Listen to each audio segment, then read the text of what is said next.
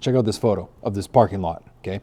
This is a parking lot that our pavement company is going to be striping hopefully later this year when it gets paved. Now, this is a crazy layout. So I took this picture and I put it on Facebook and I said, hey, how much do you think we charged for this parking lot? And whoever gets it closest is going to get a gift card, even though it's not actually true. I was just joking around. Here's some of the comments of what people said.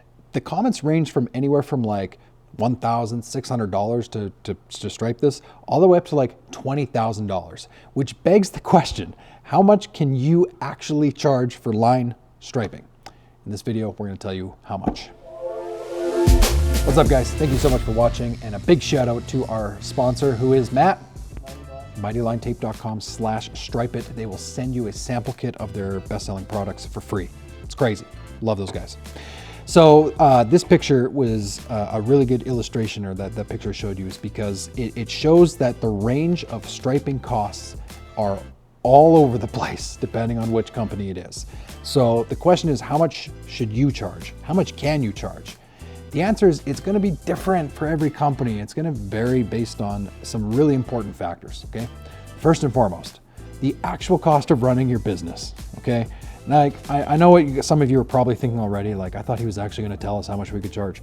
I'm going to try, but the reality is that the cost of you running your business is probably the biggest factor of how much you can actually charge for striping. So for example, someone who looked at that parking lot and was like, man, I could do that for $2,000.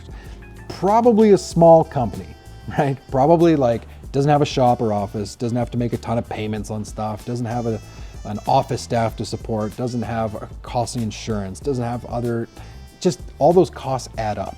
And when you have all of those costs, like you have somebody working in the office, that's like, could be 40, 50,000 bucks a year. You have to account for that in your pricing.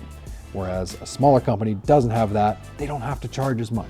So the bigger the company gets, the more operational costs they carry, the more you have to charge for your striping. That's what makes a lot of companies go under, is they grow really, really quickly, they take on all of this overhead costs, and then they don't adjust their pricing to account for it.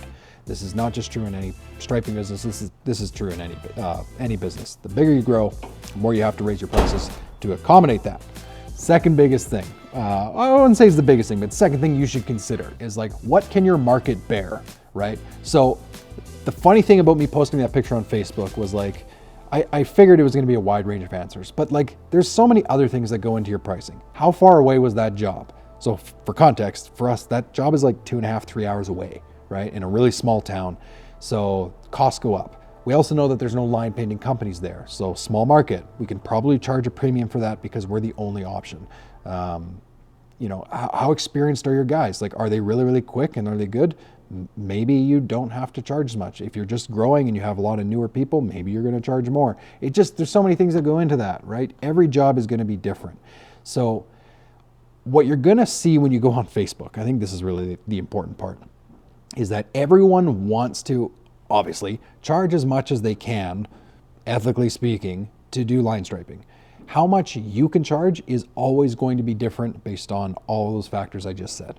Like you got to know your market, you got to know your traveling costs, you have to know all that stuff. It's boring, but you got to know it in order to figure out how much to charge.